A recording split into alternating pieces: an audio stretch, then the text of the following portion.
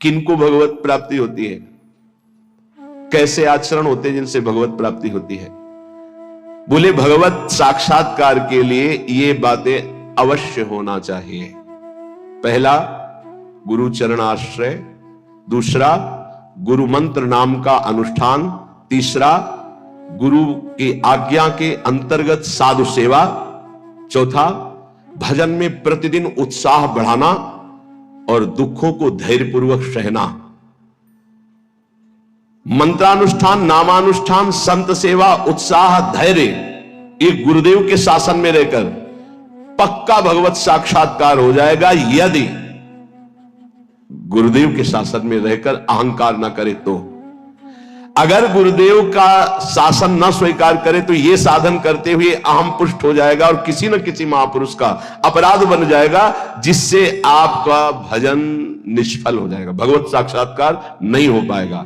इसलिए मंत्रानुष्ठान, नाम जप का अनुष्ठान, गुरु सेवा, संत सेवा, उत्साह, धैर्य, ये सब गुरु अनुशासन में करें, गुरु आज्ञा भाव। आज संत सेवा का भाव है, आपकी अनुमति हो, आज्ञा हो।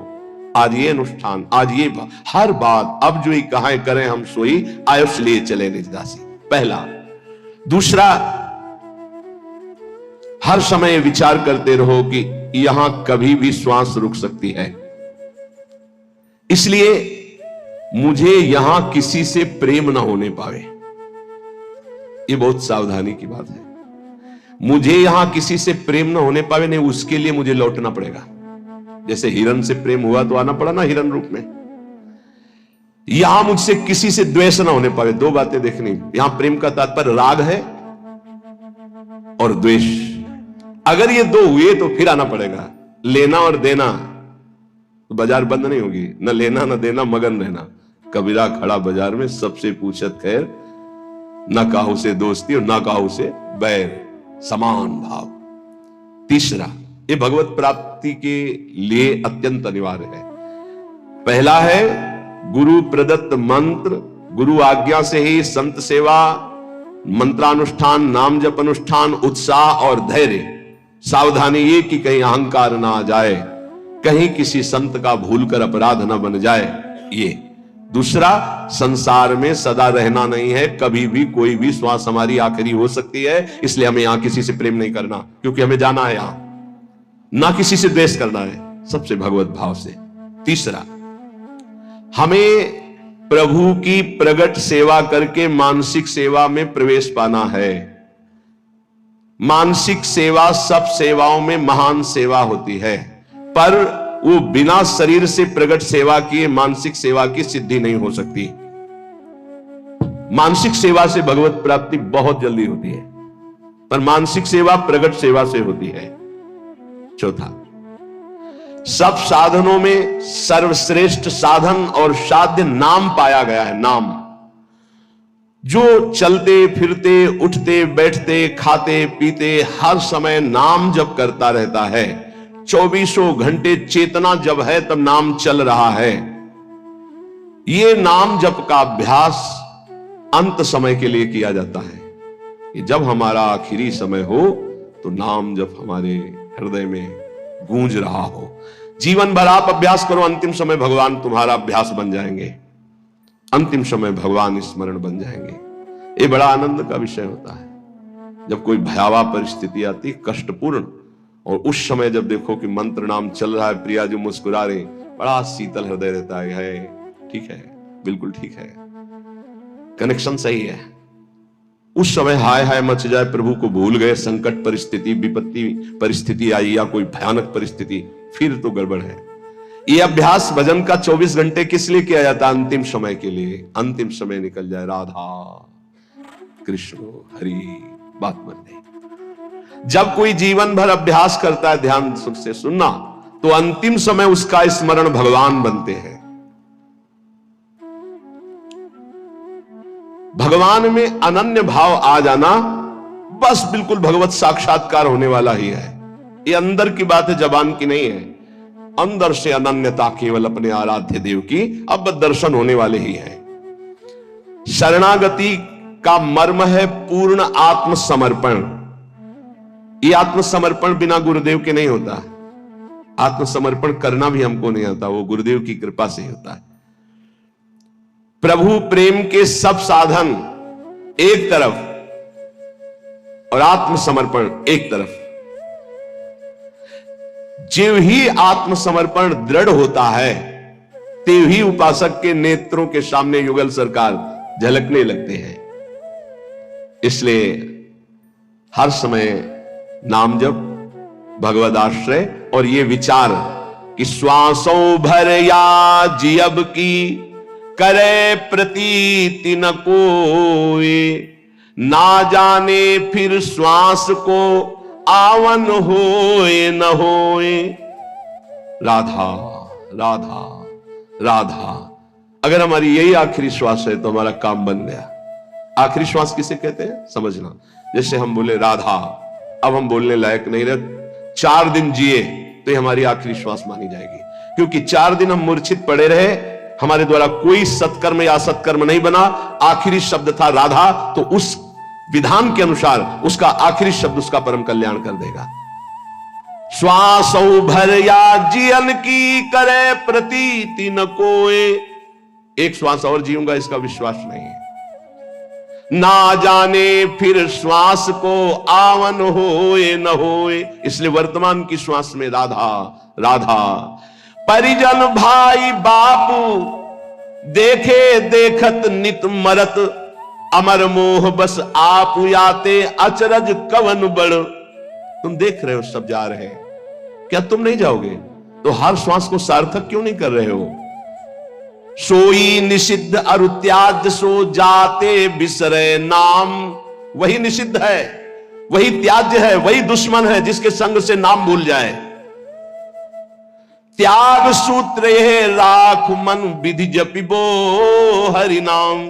सबसे बड़ी विधि है नाम निरंतर चल रहा है। सबसे बड़ा निषेध है जिस व्यक्ति वस्तु स्थान के संग से नाम छूटे उसको त्याग दो, उसका संग मत करो। जाके संग कुमति मति उपजय करत भजन में भंग, तजोरे मन हरि विमुखन को संग। जीने को फल पी तब ही जब 8 पहर तब नाम, पी तेरो सुमिरन बिना जीवो कौने काम। प्यारे तेरे जीवन का परम लाभ यही कि हर समय तेरी जिह्वा से नाम चलता रहे। यदि नाम नहीं चल रहा तो तेरा जीना बेकार, किस काम का जीना। इसलिए कुछ प्रश्न हैं बहुत उत्तम, जिनके सारांश में उत्तर हैं, जो हमारे परमार्थ में बहुत सहयोगी हैं। दीनता और नम्रता भगवान को बहुत प्रिय है, इसका क्या लक्षण है? तो बोले जिसके अभिमान का संपूर्ण अभाव हो चुका है उसी में दैन्यता और नम्रता आती है। दैन्यता और नम्रता भगवान को बहुत प्रिय है, इसका क्या लक्षण है? तो उत्तर, जिसके अभिमान का पूर्ण रूप से अभाव हो गया है। कर्म किसे नहीं बांधते हैं? भगवत प्रेमी महात्मा को या ब्रह्मबोध संपन्न महात्मा को, 2 के ऊपर कर्म विधान लागू नहीं होता।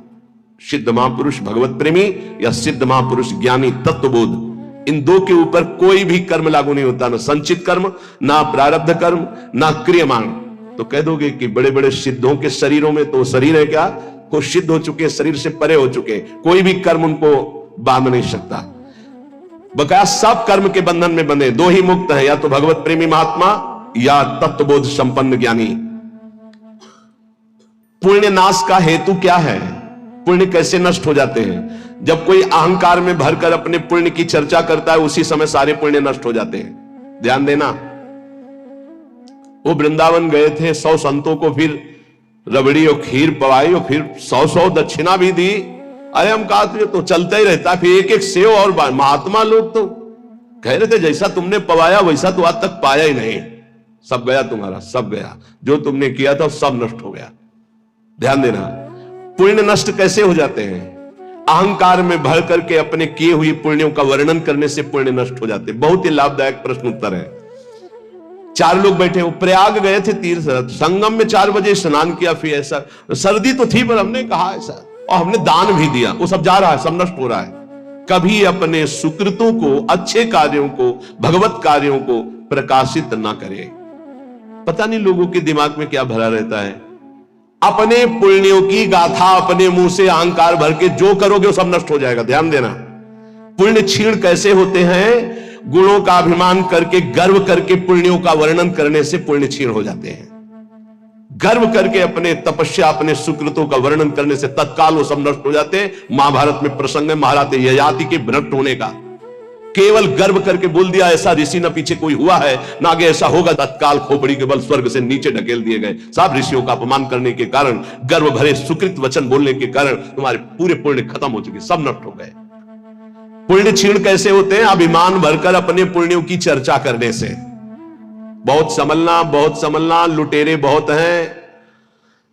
आप गए थे, अच्छा लगा होगा वृंदावन में, क्या क्या जैसे ठाकुर जी रखे वैसे चले। नहीं, सत्संग किए होगे, भजन साधन कुछ, क्या सत्संग भजन साधन, ठाकुर जी जैसे। बस किसी को अपनी थैली मत पकड़ाओ, नहीं सब खत्म कर देगा वो। हाँ वो गए थे फिर ऐसा फिर वैसा, नहीं चुप शांत, क्या ऐसे।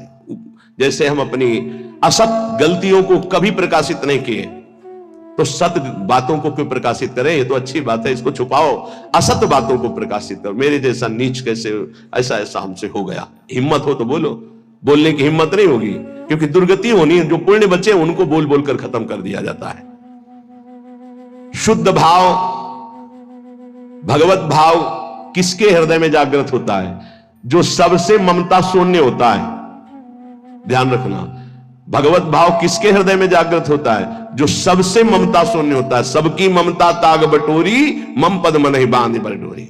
देखते एक एक प्रश्न और छोटे उत्तर महान चीज है। संसार के बंधन का कारण क्या है? व्यक्ति वस्तु स्थान में दृढ़ आसक्ति। मैं इस वस्तु के बिना नहीं जी सकता, मैं इस व्यक्ति के बिना नहीं जी सकता, मैं इस जगह के बिना नहीं जी सकता। बंधन का कारण क्या है?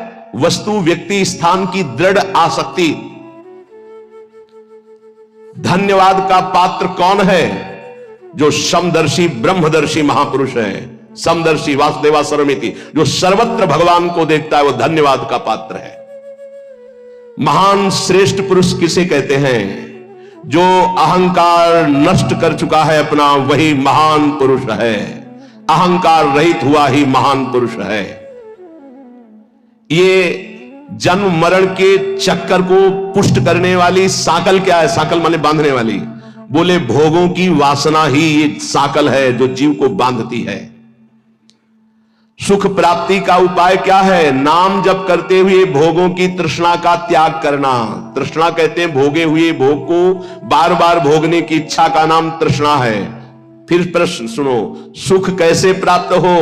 बोले जो नाम जप करते हुए भोगों की तृष्णा का त्याग कर देता है वो सुखी हो जाता है। जन्म कैसे होता है? बोले अज्ञान के कारण।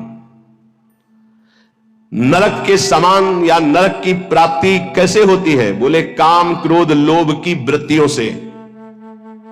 काम क्रोध लोभ की वृत्तियों से नरक के समान कष्ट और नरक भोग की प्राप्ति होती है। जागा हुआ कौन पुरुष कहा जाता है? जो ज्ञानी है, विवेकी है, उसे जागा हुआ पुरुष कहते हैं। सबसे बड़ा दुश्मन कौन? अपनी ना जीती हुई इंद्रियां और मन। सबसे बड़ा दुश्मन कौन? अपनी ना जीती हुई इंद्रियां और अपना मन। भोगों में लगा हुआ मन और इंद्रियां सबसे बड़े दुश्मन। सबसे बड़ा मित्र कौन? जिसने मन पर विजय प्राप्त कर ली, वो मन सबसे बड़ा मित्र। जिसने मन को अधीन कर लिया, अधीन हुआ मन सबसे बड़ा मित्र। दरिद्र पुरुष किसे कहते हैं? जिसके अंदर धन की तृष्णा, भोगों की तृष्णा बढ़ चुकी है, उसे दरिद्र कहते हैं। दरिद्र का मतलब गरीब नहीं होता, जिसकी जितनी मांग बढ़ गई उतना दरिद्र हो गया वो। प्रेम और ज्ञान किसको प्राप्त होता है? जिसका जितना दृढ़ वैराग्य होता है उतना ही शुद्ध ज्ञान और प्रेम प्राप्त होता है। मृत्यु के समान कष्टदायक कौन है? बोले प्रमाद। भजन में प्रमाद, दिनचर्या में प्रमाद, साधन में प्रमाद, कर्म करने में प्रमाद। ये प्रमाद ही मृत्यु के समान भयावह है। कैसे? प्रमाद किसे कहते हैं? ना करने योग्य के कार्य करने में रुचि और करने योग्य कार्य में अरुचि। ये जितनी जेल भरी है प्रमाद से ही भरी है। प्रेम किससे करना चाहिए? जो अपनी आत्मा है, जो अपने प्राणों से भी अधिक प्रिय है। कौन? अपने प्रभु। प्रभु से प्यार करना चाहिए। संपत्तिवान किसे कहते हैं? नाम जापक को। धनी कौन? सबसे बड़ा संसार में धनी कौन? बोले जिसके पास जितना नाम रूपी धन है वही संपत्तिवान। ऐसा कौन सा बंधन है जिसे खोलना बहुत कठिन है? बोले आसक्ति। ये आसक्ति है पर ये जा नहीं सकती। ये आसक्ति, स्त्री की आसक्ति, पुरुष की आसक्ति, भोगों की आसक्ति, रुपए की आसक्ति, पद की आसक्ति। शीघ्र से शीघ्र क्या किया जाए? भजन। शीघ्र से शीघ्र भजन कर लो, पता नहीं कब श्वास रुक जाए। जो मदिरा जैसे मतवाला कर देती है, निर्णय लायक नहीं रखती, ऐसा ही क्या है जो मदिरा की तरह मादक करके भ्रष्ट कर देता है? बोले धन का नशा, धन का नशा। अंधों में अंधा पुरुष कौन है? मतलब अंधों से भी अंधा पुरुष कौन है? बोले जो काम से व्याकुल हो चुका है। वो नहीं देखेगा कि बेटी है कि बहन है कि पूज्य है कि क्या है। कुआ मदांधो मदना तुरोवा, जिसके अंदर काम सवार हो गया वो नीच पुरुष कुछ भी कर सकता है। कामा तुरोवा। अंधा कौन है अंधों में अंधा? बोले जो कामा तुरोवा। चित्त की एकाग्रता हो गई, इसका परिचय क्या है? उठते बैठते चलते फिरते हर समय प्रभु के ध्यान में वृत्ति बनी रहे, यह चित्त की एकाग्रता है। इस संसार में सबसे बड़ा लाभान्वित कौन हुआ? जिसे भगवत प्राप्ति हो गई। अत्यंत दुखद क्या है? सबसे बड़ा दुख क्या है? भोगों की आशा। भोगों की आशा जिसमें सब फंसे हुए हैं। दुखालयम शाश्वतम, कोई बिरला होगा। आशा ही परमम दुखम, नैराश्यम परमम सुखम। किस पर भरोसा करना चाहिए? एकमात्र भगवान पर। बस किस पर भरोसा करना चाहिए? एकमात्र भगवान पर और किसी पर नहीं। जिनको हम अपनी रक्षा में समझ रहे हैं वही भक्षक हो जाते हैं। एकमात्र रक्षक श्री भगवान है। अब यहां एक बात देख रहे हैं, कभी कभी अज्ञानी जीव ऐसा कहते हैं कि देखो इसको ऐसा क्यों हो रहा है, तो भगवान क्यों नहीं बचा लिए? कर्म का भोग है। जीव अपने कर्म का भोग भोगता है। वो स्वभाव को समझिए। कुसुमादपि कोमलानी, वज्रादपि कठोराणी। वो कुसुम से भी कोमल हृदय का है, वज्र से भी कठोर हृदय का है। जो कर्म जैसे करता है उस जीव को वैसे ही भोगना पड़ता है, वैसे ही भोगना पड़ता है। फिर लोग प्रश्न करते हैं कि कहते हैं भगवान तो चराचर जीव के स्वामी है, उन्होंने इस जीव को क्यों नहीं बचा लिया? तो दो सिद्धांत समझ लोगे तो आपको भ्रम खत्म हो जाएगा। वो अपने आप से अपने आप को रचता है, शब्द याद रखना। वो अपने आप से अपने आप का पालन करता है, वो अपने आप से अपने आप का विनाश करता है, दूसरा कोई है नहीं।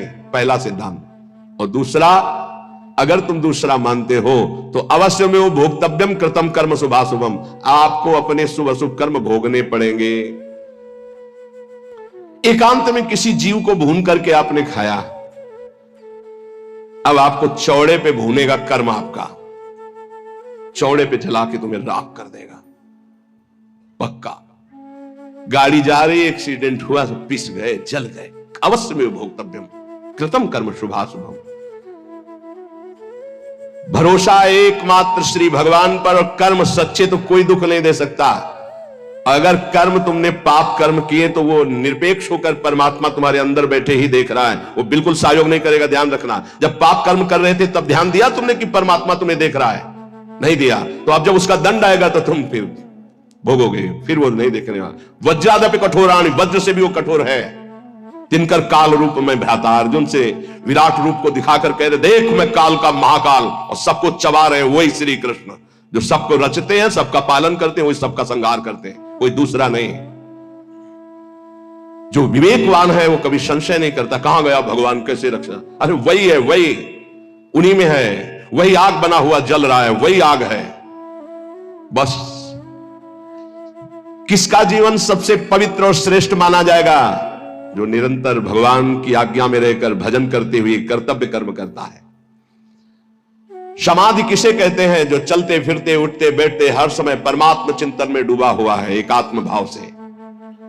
संपूर्ण त्रिभुवन को किसने जीत लिया? जिसने मन को निर्विषय कर लिया। मन को जीत लिया, त्रिभुवन को जीत लिया।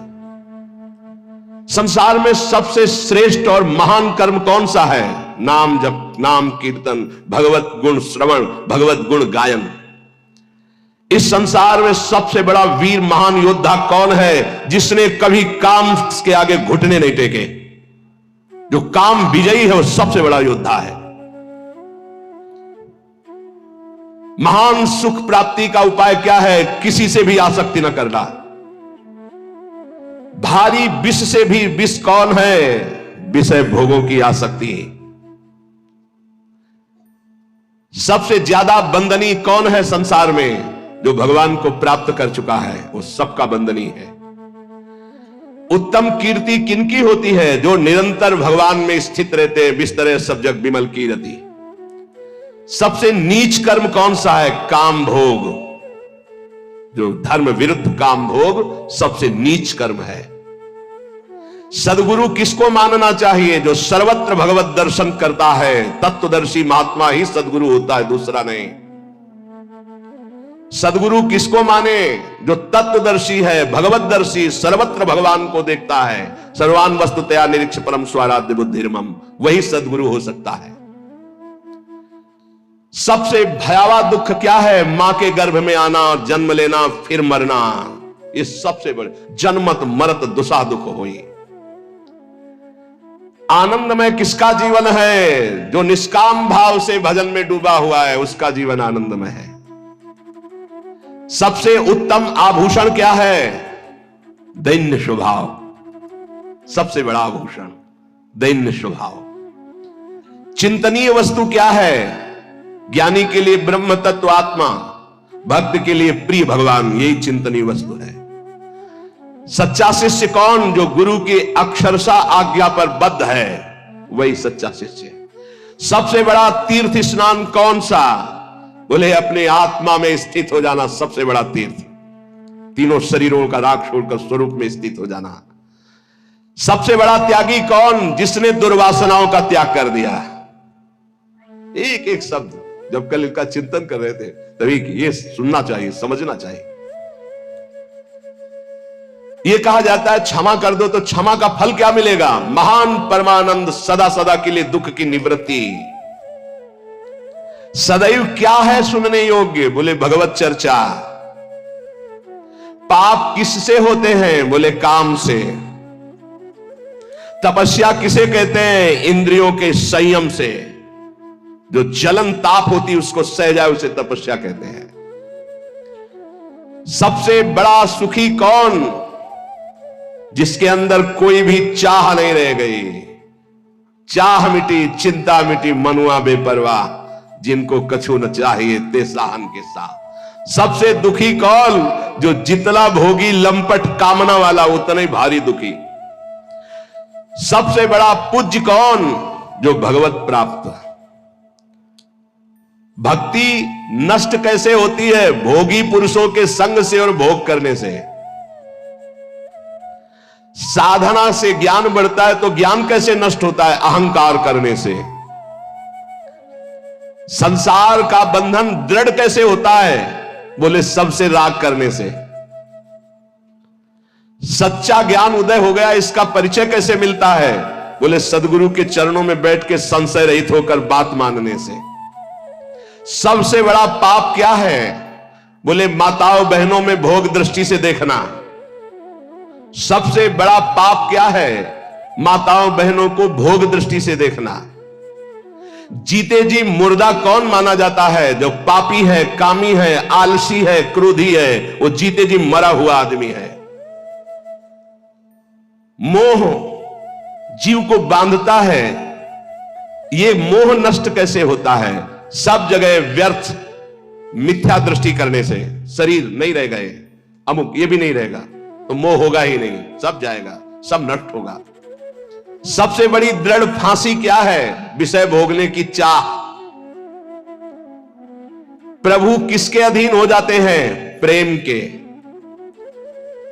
सुखद पवित्र आहार कौन सा है? जो भगवान को समर्पित किया गया और अल्प मात्रा में पाया जाता है। जो भगवान को समर्पित किया हुआ प्रसाद और अल्प मात्रा में पाया जाता है, थोड़ा। उत्तम स्वभाव वाला कैसा होता है? हर प्रकार से शांत रहना। कोई कितना गुस्सा दिलाए, गुस्सा ना होना। संगति किसकी बुरी है? दुराचारी पुरुष की, दुराचारी की संगति सबसे बड़ी बुरी। वो चाहे स्त्री शरीर हो चाहे पुरुष शरीर हो, जिसके संग से सदाचार नष्ट हो रहा हो, तत्काल दूरी बनानी चाहिए। सबसे छोटा नीच किसे माना चाहिए? जो बात बात पर याचना करता रहता है, चाहे किसी व्यक्ति से हो चाहे भगवान से हो, किसी से याचना मांगना जिसका स्वभाव पड़ गया है।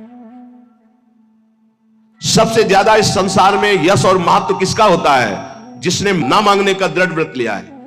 जिसने ना मांगने का दृढ़ व्रत लिया है कि मर चाहे जाऊं मंगबो भलो न बाप सो जो प्रभु राखे टेक, उसका महत्व बहुत जल्दी जागृत हो जाता है।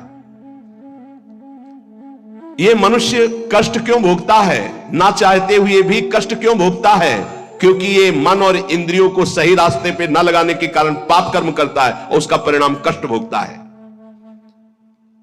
एक सरल उपाय बताइए जिससे भगवान रीझ जाए। नाम जप करते हुए पुकार पुकार कर उनसे प्रार्थना करो, राधा।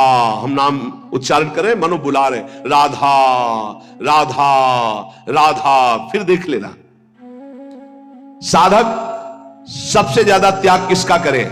कुतर्क और कुसंग का। प्रेम का स्वरूप क्या समझा जाए? अपने प्रेमास्पद प्रभु के हर समय समीप रहना चिंतन के द्वारा। क्षण भंगुर क्या है? प्रभु के सिवा सब कुछ, प्रभु के सिवा सब कुछ। प्रबल दुश्मन कौन है? यही विषयों में फंसाए हुए मन, ये बड़ा भारी दुश्मन। मन को कैसे वश में करें? नाम जप का अभ्यास और संसार से वैराग्य करने से मन वश में हो जाता है। ये सत्य को प्राप्त हो चुका है। इसकी पहचान क्या है? वो द्वंद्वातीत और एक रस होगा। मान अपमान निंदा स्तुति में समान भाव होगा, वो एक रस होगा, तो वो भगवत प्राप्त हो चुका है। प्रशंसा हुई तो फूल गया, निंदा हुई तो रो पड़ा, सुख आया तो फूल गया, दुख आया तो रो पड़ा। ये स्थिति प्रज्ञ के लक्षण नहीं होते। जो उत्तम गति प्राप्त करना है उसका सरल उपाय बता दीजिए। सत्संग। जिसको रोज सत्संग मिलता है निश्चित उसकी उत्तम गति होगी। हमारी वाणी पवित्र हो गई कैसे जाने? जब झूठ निकलना बंद हो जाए, सत्य भाषण। हमें भय करना चाहिए तो किससे? गंदी बात सिखाने वाले लोगों से और नशों से। नशा, कोई नशा नहीं, और गंदी बात सिखाने वाले लोगों से भय करना चाहिए, नहीं मिलना चाहिए। कैसे जान ले कि हमें परम पद मिल ही जाएगा? नाम चल रहा है तो पक्का जान लो परम पद मिल जाएगा। बहुत सुंदर सुंदर छोटे से प्रश्न, छोटा सा उत्तर। परम पद में जाते हुए भी हमें कौन नष्ट कर सकता है? बोले पाखंड, आडंबर, दंभ, नाटक, ये तुम्हें नष्ट कर सकता है। दंभ, नाटक, पाखंड, आडंबर परम पद में जाते हुए भी तुम्हें वापस कर लेगा। बचो इससे। भगवान में श्रद्धा कैसे बढ़ती? भगवत प्रेमी महात्माओं की सेवा से। तपस्या कैसे क्षीण होती है? किसी को शाप देने से या किसी को वरदान देने से। इसीलिए हरिराम व्यास जी ने कहा, ना मैं किसी को शाप देता हूं ना वरदान, सबको भगवत रूप देखता हूं। सबसे बड़ा पराक्रमी कौन? जो अपने ब्रह्मचर्य को रोक ले। विश्व में सबसे बड़ा पराक्रमी कौन? बोले जो अपने ब्रह्मचर्य वीर शक्ति को रोक ले।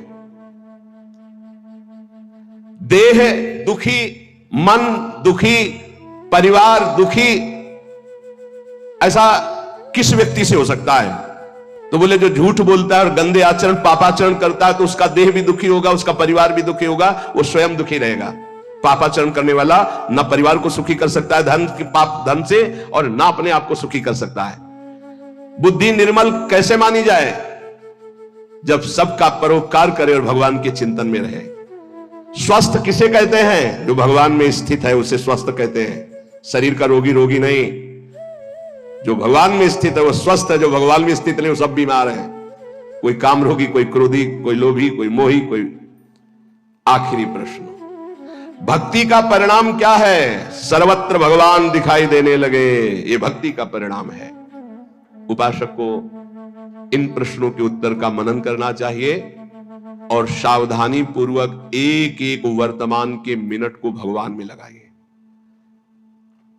पल की पल में क्या हो जाए कुछ पता नहीं तकदीर का, ये अजब खेल रघुवीर का। आज हम सब बैठे हैं, कभी किस मिनट में कौन कहां बिछुड़ जाए कोई भरोसा नहीं। बड़ा भयावह ये देश है, इसका नाम मृत्यु लोक है। और ऐसी भूल भुलैया है कि हम इसमें समझ नहीं पा रहे। इसलिए सबसे ये प्रार्थना है कि आपको कल के लिए नहीं चिंता करनी, कल जो हो गया उसकी चिंता नहीं करनी, ना तो भूत की चिंता करनी ना भविष्य की चिंता। हमारी बात को पकड़ लेना, वर्तमान के समय को मत खो। कल जो हो गया वो तो हो ही गया। कल जो अच्छा या बुरा हुआ उसका वर्तमान में चिंतन करके वर्तमान के समय को क्यों नष्ट कर रहे हो? और कल जो होगा उसके लिए हम आज अपना समय नष्ट क्यों कर रहे हैं? हम कल जो होगा उसको संभाल सकते हैं, कल जो हो गया उसको भी संभाल सकते हैं। कैसे? वर्तमान के समय को संभालने से। अभी वर्तमान में हम बोले राधा, ये सेकंड पावन हुआ, फिर राधा। अब ये क्या करेगा? हमारे जो भूत है उनको पवित्र कर देगा। जो बीता हुआ समय गंदा गया, अपवित्र गया, जैसा भी गया, ये उसको पावन कर देगा और भविष्य का नवीन निर्माण होगा और संचित कर्मों को भस्म कर देगा। हमें केवल एक एक मिनट को संभालना है, हमें चिंता नहीं करनी। बिल्कुल सुलझा हुआ बात, सुलझा हुआ निर्णय, सिद्धांत। जो विवेकी है वो वर्तमान को संभालता है, जो अज्ञानी है वो भूत भविष्य की चिंता में मरता रहता है। कल ऐसा हो गया, आप क्या करेंगे ऐसा? अरे वो तो समय गया जो हो गया। अब इस पावन समय को उसके चिंतन में क्यों नष्ट कर रहे हो? अब बोलो राधा राधा। आगे जो होना है वो हमारे हरि हैं, हमारे प्रभु हैं, हमें चिंता नहीं करनी, हमें राधा राधा राधा। इस वर्तमान के समय को हम लोग दो प्रकार से नष्ट करते हैं, एक तो भूत की चिंता और एक भविष्य की चिंता। ये घोर माया का ज्ञान है। आप देख लीजिए, हमारी बात को आप तौलिए। बैठे हैं, वर्तमान के पावन समय को, कीमती समय को भविष्य के चिंतन में नष्ट कर रहे हैं, भूत के चिंतन में नष्ट कर रहे हैं। नहीं, वर्तमान का केवल भगवत चिंतन, तो तुम्हारा भूत और भविष्य पावन हो जाएगा। और ये जन्म केवल भगवत प्राप्ति के लिए, और कभी भी कुछ भी घटना घट सकती है। इन शरीरों को पानी का बुलबुला समझो, बहुत भयावह शरीर है। अभी आपको बुलावे में डाल दिया गया है, इसलिए आपको समझ में नहीं आ रहा। बड़े भाग्यशाली हैं जिनको इस पास ऐसे पार्षद रख दिए गए जो भूलने नहीं देते हैं, हर समय प्रभु की याद में रखते हैं। क्या? असाध्य रोग, भयानक कष्ट, भयानक विपत्तियां, ये वो पार्षद है जो याद कराते रहते हैं भगवान की।